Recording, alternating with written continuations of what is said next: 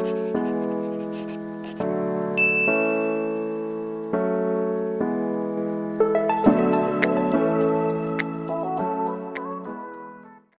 guys! Welcome back again to my channel, and for today's vlog, it is another video na naman po. And bago ko simulan yung aking vlog na to, kung bago ka sa aking channel, please subscribe to my channel and don't forget to click the notification bell para every time na may bago upload is updated ka. And guys, this video is not a sponsored. So guys, shoutout nga pala sa YouTube channel ni Kuya Jan. So check nyo lang guys, Liwaliw Angler TV. So tama ba yung aking pronunciation? So ayan guys, check nyo lang sa kanyang YouTube channel and please subscribe din kayo sa kanyang channel.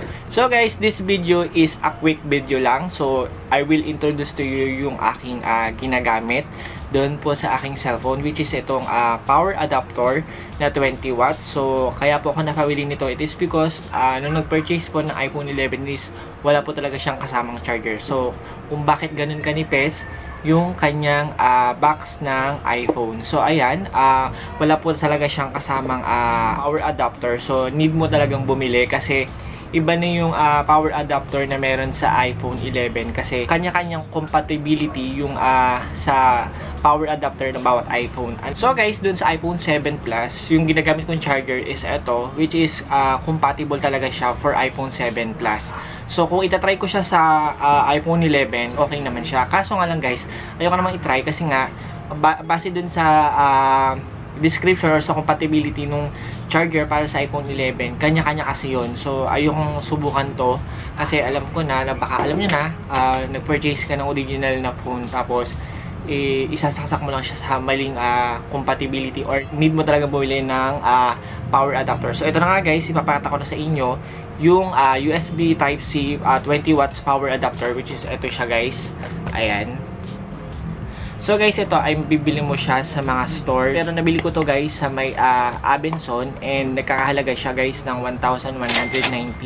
So ayan, kung original yung phone mo, deserve lang nito na bumili din ng original na power adapter. So guys, yun yung natandaan nyo, huwag nyong panghinayangan na mura kaysa ganito, kaysa ganyan, mura. So please, bumili po kayo ng original para po hindi agad-agad masira yung inyong phone. So yan, marami kasing mga power adapter yung mabibili mo kung saan. Kahit naman sa mall, meron yung ino-offer doon sa mga yung nasa store na sa gitna ng hallway. May mabibili ka talagang mga power adapter na nagkakahalaga lang ng 700 plus. So ganito din yung kanyang box. So please lang, kung gusto mong tumagal yung phone mo, bumili ka ng original na power adapter. So ayun nga guys, ulitin ko, yung price nito is 1,190. So ayan, yan yung kanyang box. So ayan, i-unbox natin, although na-re-unbox ko na naman siya before kasi nga nagamit ko na naman din yung charger na to. So ayan, yung kanyang So ang laman nito guys is yung pinaka-charger talaga. Ito yung box. Dito nakalagay yung power adapter and meron siyang manual and yung parang warranty summary. So yan guys, ito na guys yung pinaka-charger ng phone na yon. So ito na guys, ayan, kung nakikita nyo, medyo may kalakihan. Compare siya dito sa dati, ayan, medyo square siya. This time, medyo malaki na siya. And ayun nga guys, ang pinakaiba nga is USB Type-C na siya, ayan. Ayan siya guys. So ito yung pinakadulo ng lightning cord ng iPhone 11. So ayan. So wait lang guys, mukhang malulubat na ako. Wait lang guys. A few moments later. So guys, yung masasabi ko about dito sa 20 watts USB Type-C power adapter, super fast charging talaga siya guys. Kung nakagamit na kayo or kung ginagamit nyo na talaga ito, super fast charging talaga yung masasabi ko dito. Kasi as in super mabilis lang talaga. So ayun na yun. And guys, gusto ko i-share sa inyo yung USB Type-C power adapter na to.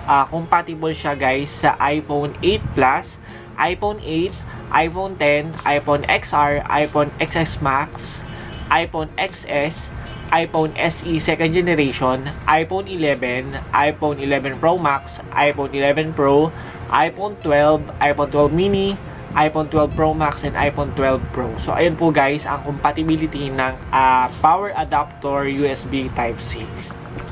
So guys, add ko lang again sa video na to na kapag bumili ka talaga guys ng power adapter ng iPhone, lagi nyo pong i-check yung mga bagay na to. So guys, napansin ko lang guys dun sa nakita ko na kapag bumili ka ng original versus fake. So ang original guys, kita nyo po ba to? Itong full tape na to, itong kulay green na to kapag pinul siya. So kung makikita mo, matte siya, matte tape. So ganun po dapat ang itsura kapag original. So matte tape po yung makikita mo once na pinul po itong tape na to. So, ayan. And another thing po na napansin ko na ang original charger po talaga is meron po siyang 3 barcode. So, ayan. And dun po sa mga fake na nabibili po, meron lang po siyang 2 barcode. So, this one, meron po siyang 3. So, ayan. And, syempre, yung alam naman natin kapag bumili tayo and kapag bumili tayo sa may legit talagang store tulad ng Abenson. So ayan, again ulitin ko, 1,190 po yung kanyang price. And kapag bumili ka naman sa iba, medyo may mura. Meron pa nga po ako nakita na 750 pesos yung charger. At the same time, ganito din po yung kanyang box. So, yun lang talaga yung pinagkaiba. So, kung gusto mong makita yung legit talaga or original na iPhone charger, check ka lang sa internet at makikita mo naman yung differentiate ng original versus fake. So, ayun na lang guys ang aking maidadagdag. So, yun na lang guys ang aking share. Again, kung bago ka sa akin channel, please subscribe to my channel and don't forget to click the notification bell para every time na may bago kong upload, please updated ka. Yun lang guys and maraming salamat.